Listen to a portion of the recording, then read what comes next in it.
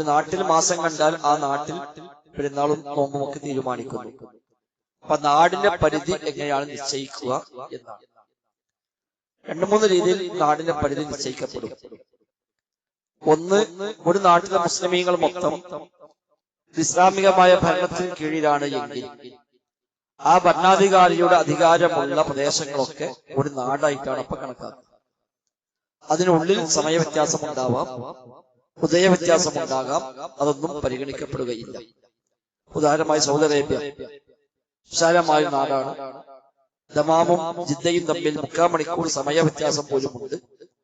അതുകൊണ്ട് തന്നെ സൂര്യന്റെ ചലനങ്ങൾ, ചന്ദ്രന്റെ ചലനങ്ങളൊക്കെ ആ നിലയ്ക്ക് മാറ്റമുണ്ടാവും.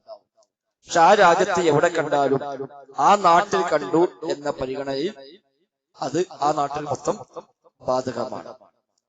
അതാണ് അതിലുള്ള. അത് ഇസ്ലാമിക ഭരണമാണ്, ഒരു ഭരണാധികാരിയാണ്.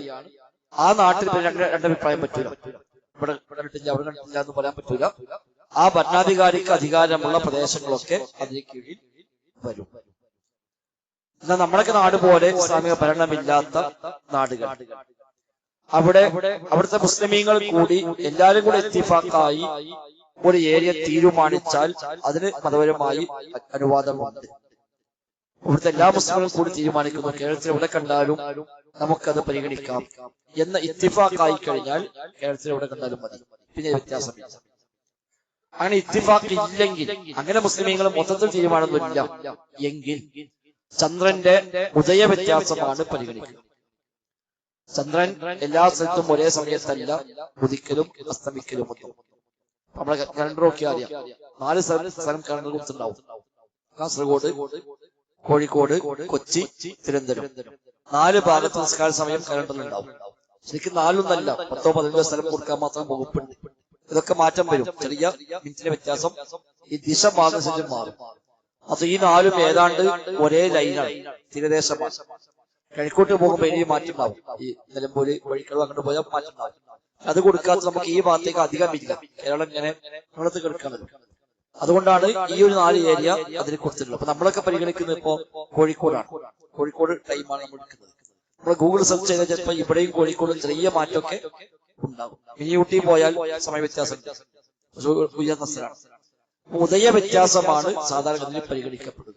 അതാണ് പൊതുവെ നമ്മുടെ നാട്ടിൽ കാലങ്ങളായി എല്ലാവരും സ്വീകരിച്ചു പോകുന്നതാണ് ഉദയ വ്യത്യാസം പരിഗണിക്കുക. അപ്പൊ കേരളത്തെ പൊതുവെ ഒരു ഉദയസ്ഥാനമായി കണക്കാക്കുന്നു.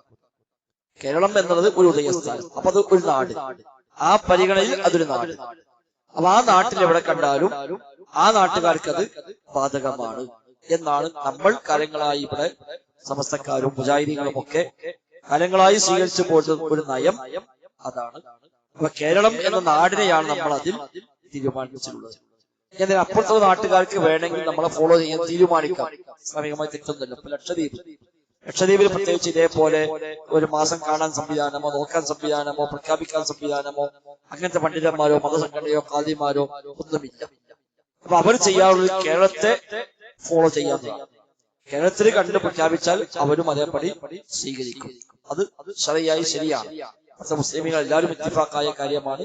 അവിടെ അതിന് വിരോധമൊന്നുമില്ല, അവർക്കത് ചെയ്യാം. ഇനി അങ്ങനത്തെ ഒരു സംവിധാനമില്ലാത്ത നാട്ടിൽ ഒരു മുസ്ലിം പോയി പെട്ടു, അവിടെ അങ്ങനത്തെ പള്ളിയില്ല, ഹിലാൽക്കാൻ പറ്റിയില്ല, അവിടെ അങ്ങനെ ഖാദിമാരില്ല, മാസം കാണാനും നോക്കാനും പ്രഖ്യാപിക്കാനും സംവിധാനമില്ല, അതൊന്നുമില്ലാത്ത നാട്ടിൽ ഒരു മുസ്ലിം ജീവിക്കേണ്ടി വന്നു എങ്കിൽ അവിടെ ഒന്നും ഉണ്ടാവില്ല. അവിടെ മാസം കണ്ടതും അറിയില്ല, അത് പ്രഖ്യാപിക്കുക ഒന്നുമില്ല.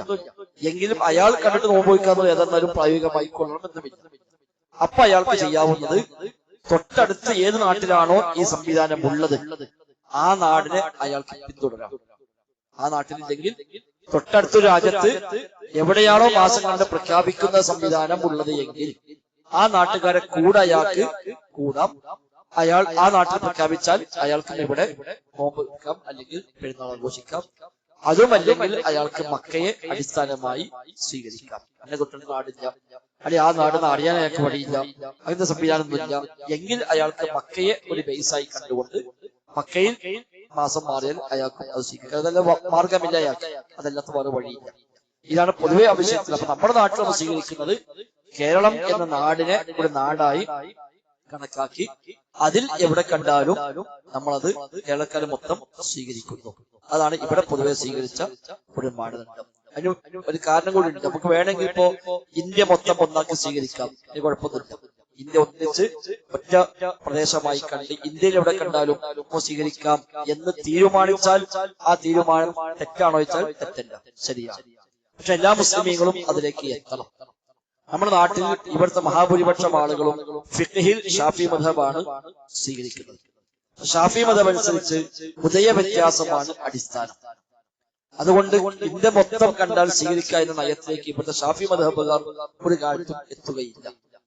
അപ്പൊ പിന്നെ നമ്മൾ മാത്രം തീരുമാനിച്ചാൽ ഇവിടെ പെരുന്നാളും നോമ്പൊക്കെ കലാകാലം ഭിന്നിപ്പുണ്ടാവുകയേ ഉള്ളൂ. അതുകൊണ്ട് ആ ഭിന്നിപ്പ് ഒഴിവാക്കാൻ വേണ്ടി ഈ നാട്ടിൽ കണ്ടാൽ സ്വീകരിക്കാൻ നയം അംഗീകരിച്ചതായതുകൊണ്ടും നമ്മളവിടെ ഈ നാടിനെ നാടായി പരിഗണിച്ചു എന്ന് മാത്രം. ഏതെങ്കിലും കാലത്ത് ഇന്ത്യയിലെ മൊത്തം മുസ്ലിമീങ്ങളൊക്കെ ഇത്തിഫാഖായി ഇന്ത്യയിൽ എവിടെ കണ്ടാലും അത് എല്ലാവർക്കും ബാധകമാണ് എന്ന് എല്ലാ മുസ്ലിമീങ്ങളും സ്വീകരിക്കുന്ന ഒരു അവസ്ഥയ്ക്ക് ഇന്ത്യൻ മുസ്ലിമീങ്ങൾ മൊത്തം എത്തിക്കഴിഞ്ഞാൽ അപ്പൊ നമുക്ക് കേരളത്തിൽ കണ്ടോളുന്നില്ല, തമിഴ്നാട്ടിലോ ഡൽഹിയിലോ ബോംബെയിലോ ഒക്കെ കണ്ടാലും ഇന്ത്യ എന്ന നാടിനെ നാടായി പരിഗണിച്ചുകൊണ്ട് സ്വീകരിക്കും. ഈ നാട് എന്നുള്ള അതിർത്തി എപ്പോഴും മാറും. ഇന്ത്യയുടെ ഇപ്പോഴത്തെ ജോഗ്രഫിക്കൽ അതിർത്തിയല്ലോ പണ്ടുള്ളത്. പണ്ട് ഇന്ത്യ 500 രാജ്യങ്ങളായി, കേരളം 3 രാജ്യമായി. പിന്നെയാണ് ഇപ്പൊ അതൊക്കെ ഒന്നായി മാറി. നമ്മളൊക്കെ മലബാറൊക്കെ മദ്രാസിന്റെ ഭാഗമുണ്ട്. അപ്പൊ അത് സ്വാഭാവികമായും ഭരണം മാറുമ്പോൾ നാട് മാറുമ്പോഴൊക്കെ ഈ അതിർത്തികൾ മാറി മാറി വരും. എന്നതുപോലെ ഈ വിഷയത്തിൽ അവിടുത്തെ മുസ്ലിമീങ്ങളെ ഏകോപനമാണ് അതിൽ ഒരു ബേസായി കണക്കാക്കുക എന്നാണ്.